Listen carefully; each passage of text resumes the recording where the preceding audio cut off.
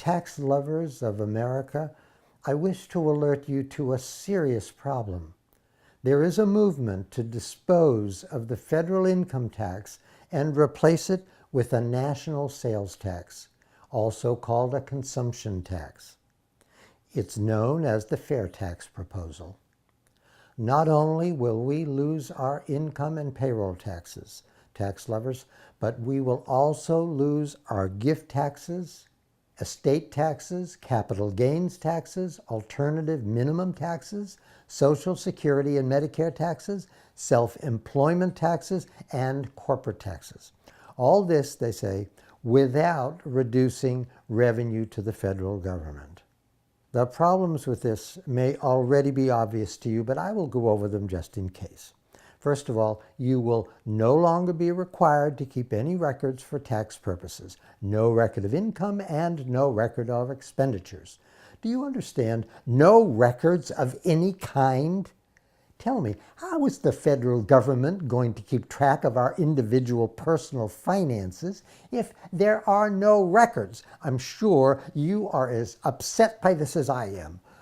And it doesn't stop there. Under this new system, no one will be required to file an income tax return. No records, no returns, no April 15th deadline, no IRS.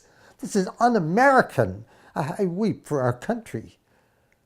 In fact, the 16th Amendment to the United States Constitution, put there in 1913, which authorizes the government to collect income taxes from its citizens, will be repealed. That means it will be gone from the Constitution, just as prohibition is now gone from the Constitution. We let them repeal prohibition. Are we now going to allow them to repeal income taxes? With an income tax, a portion of your income goes directly to the government before you have a chance to spend it. Then the government spends it for you. What a beautiful system. Why would anyone want to change that? With a consumption tax, you get all the money you earn, minus any state income taxes, and the only way you will be allowed to pay federal taxes is by buying things. And here is where it gets really insidious. If you don't buy a lot of things, you will pay less taxes. This drives me crazy, and it gets worse.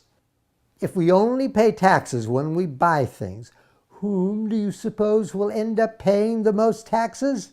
Right, rich people. What will happen to all of those great tax shelters and foundations and accountancy tricks and loopholes that rich people use to avoid paying taxes? They will become useless.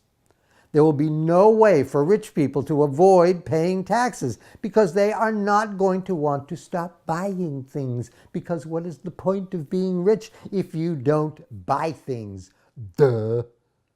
So the rich people will end up paying the lion's share of the taxes because they are going to keep buying things, luxurious, high-priced things, because that is how you let people know you are rich and successful. You buy things. They are not going to stop buying things, and this is a direct assault on our democracy. For what good is a democracy if there's no way to cheat the system? But this fair tax proposal will not just affect the rich. It will also seriously impact organized crime. Let me ask you this. When was the last time organized crime paid taxes? Right, never. Organized crime does not pay income taxes because what they are making their income from is illegal and needs to remain hidden. They do not fill out an IRS return which says they made $100 million from illegal drug sales so they can pay taxes on it. Remember, only honest people pay income taxes. It is a right and a privilege reserved for honest, hard-working Americans. But criminals do buy things with their ill-gotten gains. Under the fair tax, criminals will be taxed like everyone else. Can you imagine what that will do to their bottom line? From zero taxes to a sales tax on everything they buy?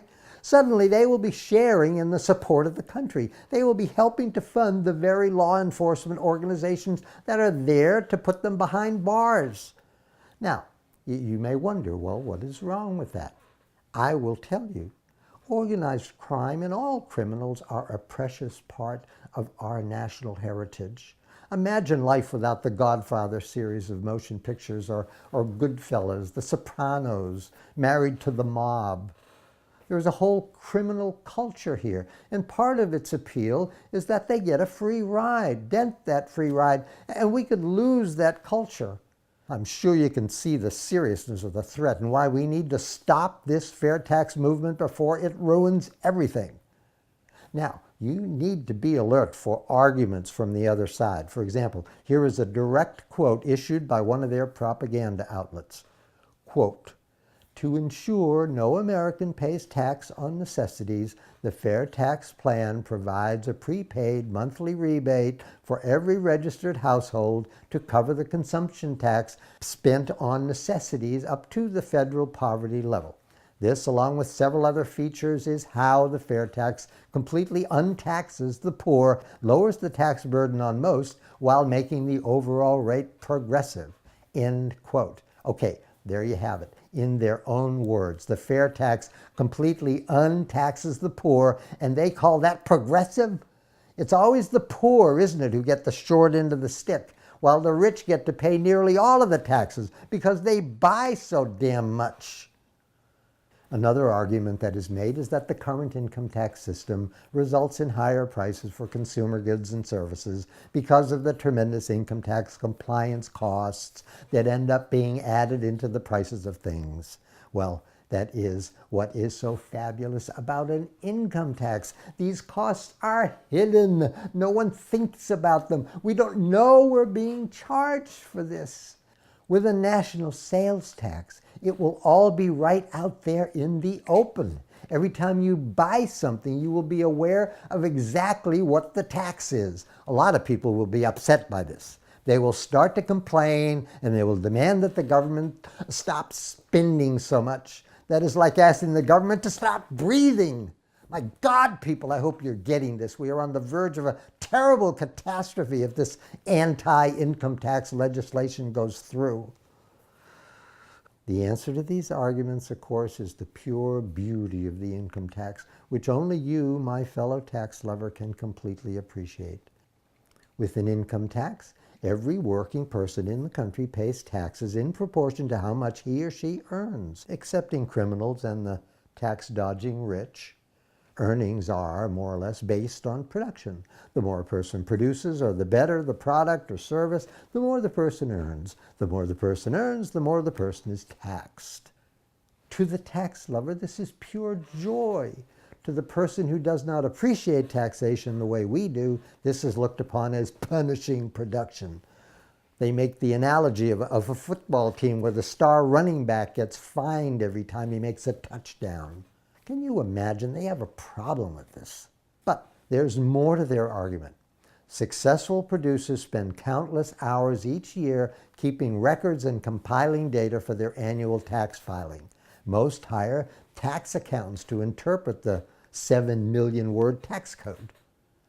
When it comes to businesses and corporations, it's estimated that it costs taxpayers $225 billion per year for tax filing, tax record keeping, and tax reduction advice.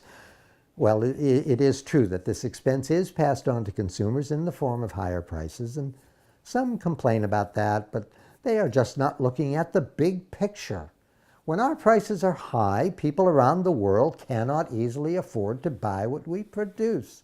This helps countries like China and India take over the world markets. That means less jobs for us and more for them. Hey, what are unemployment lines for? You see how beautifully this all works. And these fair tax types want to change all that. They will completely eliminate the time and expense of income tax compliance, and our prices will come down, making us more competitive on world markets and creating more American jobs. Do you really want to live in a country where everyone works? I don't think so. Needless to say, I hate and despise these fair tax people. But don't despair. We can defeat them if we just continue to spread the incredible logic of our position. Thank you, tax lovers, for listening.